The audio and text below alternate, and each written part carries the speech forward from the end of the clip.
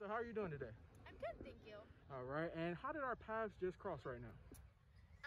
I am trying to learn how to rollerblade. And of course she has the rollerblades on. And I was taking a break on the bench because it's really tiring because I can't do it well yet. And you walked by me and asked me to be in your video. Absolutely, absolutely. And what are we going to be talking about today? Reflexology, feet, and mental health. Absolutely, good, good. And do you know anything that maybe you've researched or read about in terms of mental health?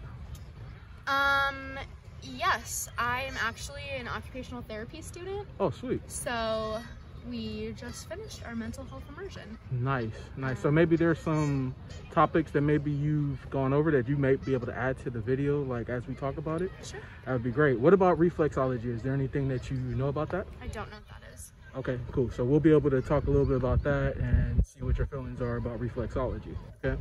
So first question, what are your thoughts about your feet? How do you feel about them? My feet? Yeah. They're good. They get the job done. I don't really get much like feet pain or anything. Nice. Yeah, I don't know. They're functional. Do you like them? You don't like them?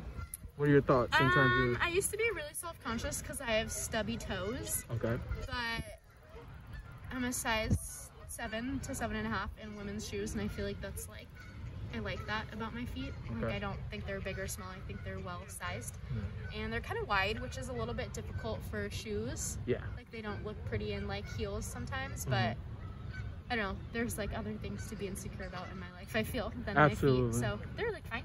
Absolutely. And so yeah, and the reason why like I'm having these discussions, a lot of people are self-conscious when it comes to like that topic. Yeah. And not only that, but there are other things that are attached to that sometimes people think about.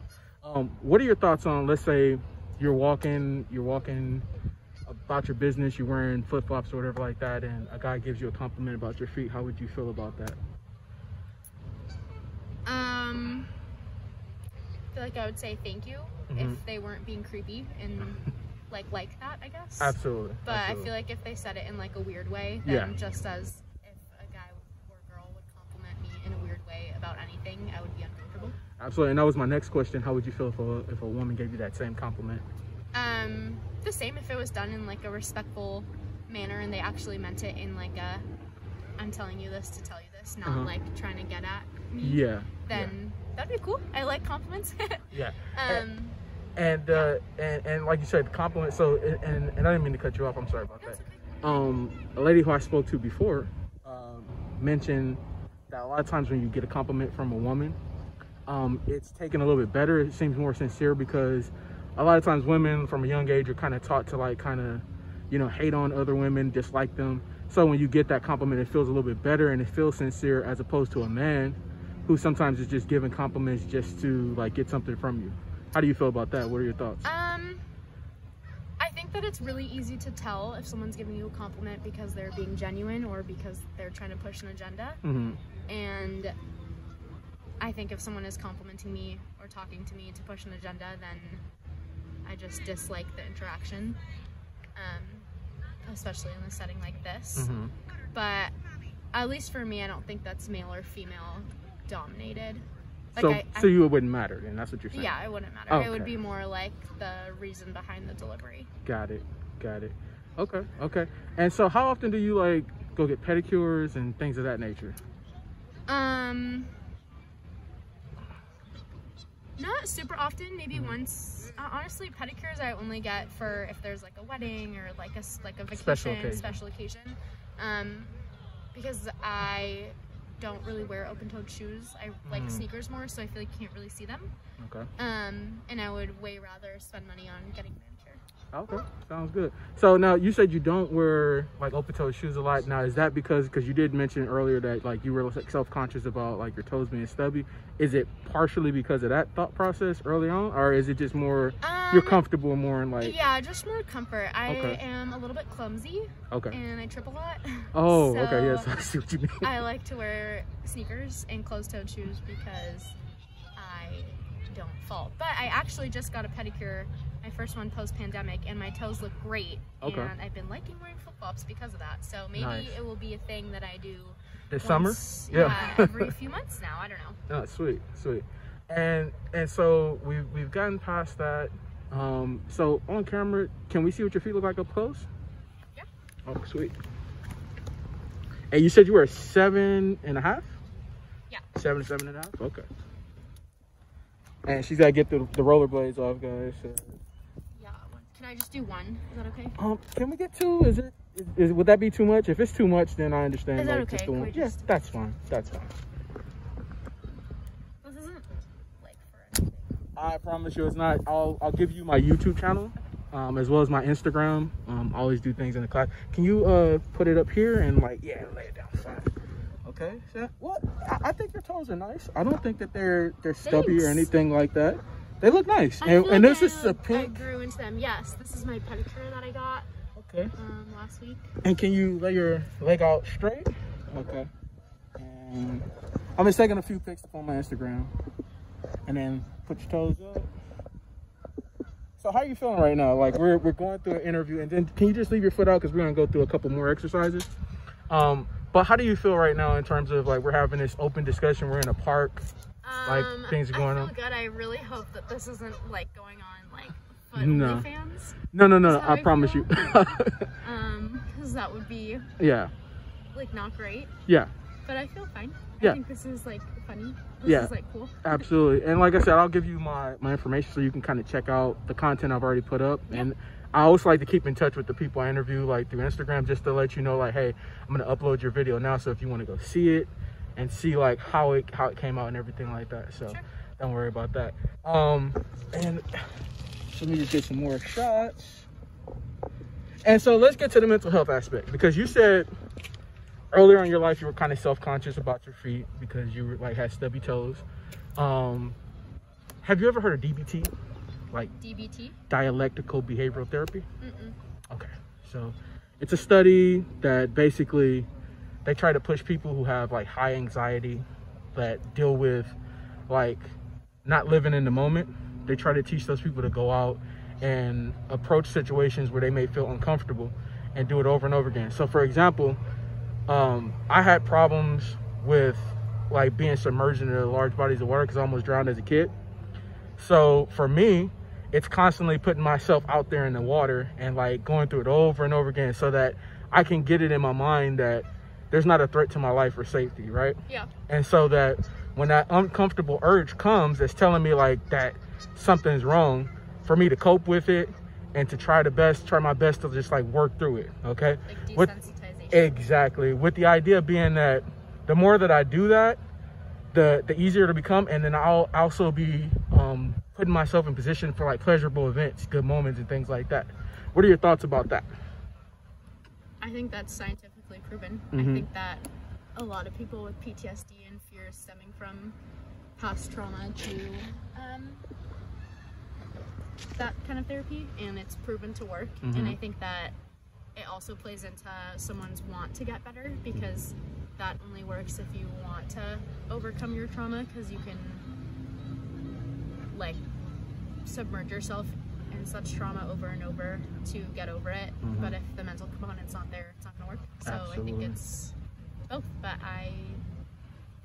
I'm for that because that's weird, but like I agree that can work, and I think it's really beneficial for a lot of people. Absolutely. And this is why like I'm doing this interview. So I was watching a guy during quarantine. He was doing videos. My videos are a little bit different.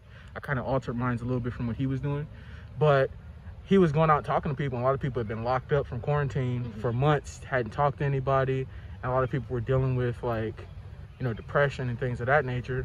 And so, you know, he came up with his, and he's a foot photographer and so am I.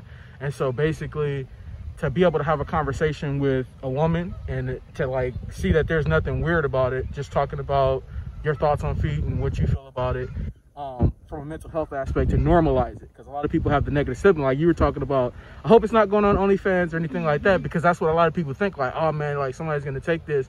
But like just to normalize and let you know like there's nothing like negative. There are some people out there, but it's like that with everything that you deal with in life. Like there's always going to be people who make it bad for everybody else. Yeah, definitely. Absolutely. Okay, so let's talk about the reflexology portion. Okay, so you said you're not you don't know anything about that. So reflexology is a study of like the different pressure points we have in our hands and feet, And basically those points like correlate back to different parts of our body. Oh, okay. Yeah, So I know about yeah, that. and so basically by applying pressure through like acupuncture or massage, things of that nature, it can alleviate like stress and tension like you may have in like those different parts. Got it. What are your thoughts about that? How do you feel?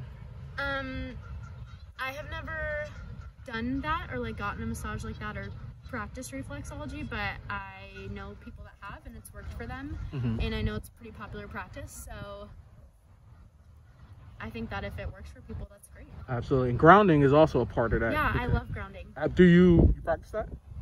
Absolutely. I don't know, like, I haven't studied it or anything, so I don't know if I'm doing it as one that has would, but I do it in my own way, and I really like it, and I think it works. Yeah, and they even sell, like, I was interviewed a lady before, they even sell like shoes, like sandals, that have like grounding pegs so that when you walk around, you can still feel connected, that connection to like the earth. I didn't know that. Yeah, absolutely. Yeah, I love walking around barefoot. Yeah, absolutely. If you watch my video Friday, she talks about it, so if you're interested in purchasing those shoes, she like talks about what kind of shoes they are. So interesting. Yeah, some great info there. So now that we talked about reflexology, we enter this point of the reflexology point to where, can we see how ticklish you are? Sure. How ticklish, first of all, do you think that you are? Pretty ticklish. Like scale of 1 to 10? 10 being most. 10 being, like, you think it's a... like 6. A 6? Okay, so not... like 6 to 7. A little bit above average. Yeah. Okay. And then, so we're going to test it out on this foot that you have out. Okay. And I'll give you a countdown to 3. Okay. And 1, 2, 3. Okay. And okay. Is it more ticklish here? Here? It's more here, isn't it? Yeah. Like right here in the arch? I feel like the longer you do it, the less ticklish it. Oh, okay. The top. Oh, the top part is like, the top part is pretty ticklish. The longer you do it, from the middle to bottom, the less sensitive it gets. Okay. And so now wrapping up the interview. Okay.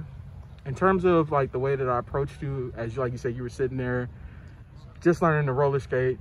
How I approached you. How do you think my approach was? Good. It's fine. You were calm and gentle, and you weren't pushy, and you were just like very straightforward and nice. Thank you. And in terms of the interview, like from beginning to end, did you feel like everything made sense? Did you learn anything new about the information? Yeah, I thought it was interesting. I didn't realize that what reflexology was, and I didn't realize that grounding was an aspect of that. But it's really cool. I want to look more into it. Absolutely. And so just so we're entering the end of it, I want to know if there's anything that you want to add. Like I was told by the lady actually who's doing the interview on Friday, she told me to like ask the people who I'm interviewing if there's anything that they could give out in terms of a mental health aspect, like some advice or anything like that. Is there anything you want to add? Like give advice on mental health? In terms of like your own experiences or things that you've been taught yourself. I think that a big mental health learning moment for me was that everything you feel is valid, even if you think it's too intense or too much or too little. And that if you shape yourself to be what you think others want you to be, that's when your mental health gets worse. And if you feel like you're different, to just revel in that because it's valid and fair. Okay. Oh, well said. Okay, and so once again, we appreciate you doing the interview, and we hope you have a great one. Okay. Cool. Thanks. All right. This was fun.